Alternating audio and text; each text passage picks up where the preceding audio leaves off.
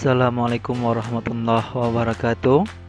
Ya, berjumpa lagi dengan saya dalam pembelajaran fisika. Kita akan belajar tentang hukum Newton. Ini pada kelas 10. Itu oleh saya Feriko Chandra. Sebelum kita belajar tentang hukum Newton, setelah belajar bab ini, kalian diharapkan dapat 1. Menjelaskan hukum-hukum Newton tentang gerak. Kemudian yang kedua, menjelaskan berat, gaya normal, dan gaya gesek, serta melukiskan diagram gaya-gaya tersebut. 3. Mengaplikasikan hukum-hukum Newton dalam kehidupan sehari-hari. Ini peta konsepnya. Hukum Newton itu kita lihat ada 3 ya, hukum Newton, hukum 2 Newton dan hukum 3 Newton. Ini hukum Newton itu tentang gerak, dipengaruhi oleh gaya. Kemudian hukum Newton tadi ini ada aplikasi dan dinamika gerak menika beraturan. Pada aplikasinya itu ada gerak pada bidang datar, gerak pada bidang miring, gerak yang dihubungkan dengan tali, dan gerak dalam lift. Setelah itu gerak yang dihubungkan tali melalui sebuah katrol. Kemudian untuk dinamika gerak melingkar beraturan, ini ada bola berputar horizontal, ayunan konikal atau ayunan kerucut, kemudian ada bola berputar vertikal. Oke, sebelum masuk ke hukum Newton, pernahkah kalian ditanya mengapa sebuah benda memiliki keadaan diam atau bergerak? Bagaimana caranya benda yang diam menjadi bergerak? Pertanyaan ini terlihat sederhana, tetapi banyak terjadi kesalahan. Pada zaman dahulu, orang berpikir bahwa benda dapat bergerak jika diberi gaya. Apakah kalian setuju dengan pandangan ini? Coba kalian amati orang yang sedang mendorong mobil mogok. Jika yang mendorong anak kecil, apakah mobil bisa bergerak? Kemudian kalian cermati lagi, keadaan-keadaan di atas itu memang unik. Keadaan unik inilah yang telah mengunggah Newton untuk menjelaskannya. Sir Isaac Newton adalah nama lengkap seorang ilmuwan fisika dan juga matematika yang dilahirkan di Inggris. Newton menjelaskan mengapa benda itu dapat diam atau bergerak. Semua keadaan itu dipengaruhi oleh suatu besaran yang dinamakan gaya. Pandangan Newton tentang gerak ini memperkuat pandangan ilmuwan pendahulunya, yaitu Galileo.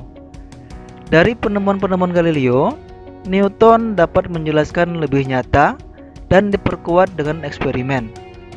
Pandangannya ini kemudian menjadi penemuan besar yang dikenal hukum Newton tentang gerak. Hukum-hukum Newton ini ditulis dalam sebuah buku yang diberi nama Philosophiae Naturalis Principia Mathematica. Dan pandangan ini pertama kali dikemukakan oleh Newton pada tahun 1686. Hukum 1 Newton. Pada hukum pertamanya ini, Newton menjelaskan keadaan benda jika tidak dipengaruhi gaya. Menurut Newton, benda dapat mempertahankan keadaan jika tidak dipengaruhi gaya. Mempertahankan keadaan berarti benda yang diam akan tetap diam, dan benda bergerak dengan kecepatan tetap akan tetap bergerak dengan kecepatan tetap. Mempertahankan keadaan ini disebut dengan inersia atau lembam. Oleh karena itu, hukum 1 Newton ini dinamakan juga hukum inersia atau hukum kelembaman. Mungkinkah di dunia ini ada benda yang tidak dipengaruhi gaya? Di luar angkasa mungkin ada, tetapi di bumi ini tidak mungkin. Contohnya saja, setiap benda pasti dipengaruhi oleh gaya gravitasi atau berat. Dari keadaan inilah, hukum 1 Newton dapat diartikan juga untuk benda yang dipengaruhi gaya tetapi resultannya sama dengan 0. Sehingga hukum 1 Newton dapat dirumuskan seperti berikut. Sigma F sama dengan 0, atau juga disebut dengan jumlah daripada F atau jumlah dari gaya itu sama dengan 0. Contoh soal. Sebuah balok bermasa 5 kg, mempunyai berat W sama dengan 50 Newton. Digantung dengan tali dan diikatkan pada atap. Jika balok diam, maka berapakah tegangan talinya?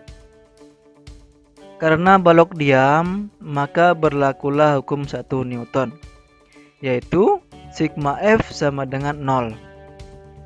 Untuk sigma F, ini kita tarik ada tegangan dan ada berat. Maka T sama dengan W sama dengan 0. Maka T, W-nya adalah 50 sama dengan 0. Maka T sama dengan 50 Newton. Jadi T itu sama dengan W. T sama dengan 50 Newton. Hukum 2 Newton. Untuk memahami hukum 2 Newton, dapat kalian pelajari terlebih dahulu hubungan antara percepatan benda dengan massa dan gaya yang mempengaruhinya. Menurut Newton, percepatan suatu benda dipengaruhi oleh gaya F dan massa M. Coba kalian amati orang yang mendorong mobil mogok lagi. Lebih cepat bergerak manakah kejadian A, yaitu didorong satu orang, dengan kejadian B, yaitu didorong dengan banyak orang? Tentu kita atau kalian langsung menjawab lebih cepat kejadian B, karena dengan banyak orang berarti gayanya besar atau F-nya besar. Lebih cepat bergerak berarti dapat menggambarkan perubahan kecepatan yang besar atau percepatannya atau A-nya sama dengan besar. Dari kejadian di atas dapat menjelaskan bahwa percepatan, yaitu A, benda dipengaruhi oleh gaya F. Jika massa tetap atau sama, maka percepatan benda sebanding dengan gaya yang bekerja pada benda. Kemudian hubungan massa dan percepatan dapat kalian pahami dengan mencoba menarik kursi M ini adalah massa ya, massanya kecil, dan menarik meja M dengan massanya besar. Coba bandingkan lebih mudah bergerak yang mana? Jika gaya kalian sama, tentu kursi akan lebih cepat bergerak, berarti massa yang kecil akan mengalami percepatan yang besar. Dari kejadian ini dapat diperoleh hubungan bahwa percepatan benda berbanding terbalik dengan massanya. Dan hukum 2 Newton menggambarkan hubungan percepatan dengan massa dan gaya. Dari kedua hubungan di atas dapat dirumuskan ya. Maksudnya di atas itu adalah A, F, kemudian A sama dengan 1/m. Nah, ini adalah hubungan gayanya. Nah, dari hubungan gaya ini kita peroleh F itu atau gaya itu sama dengan M dikali A. Nah, apa M? Apa F? F adalah gaya yang bekerja pada benda. Satuannya adalah Newton atau N. M sama dengan massa benda yang diberi gaya. Satuannya adalah kg atau kilogram. Sedangkan A adalah percepatan benda yang diberi gaya. Satuannya adalah meter per sekon kuadrat. Kuadrat ini ya, bukan S2, tapi M per S kuadrat. Oke, sampai di situ dulu. Saya akhiri. Assalamualaikum warahmatullahi wabarakatuh.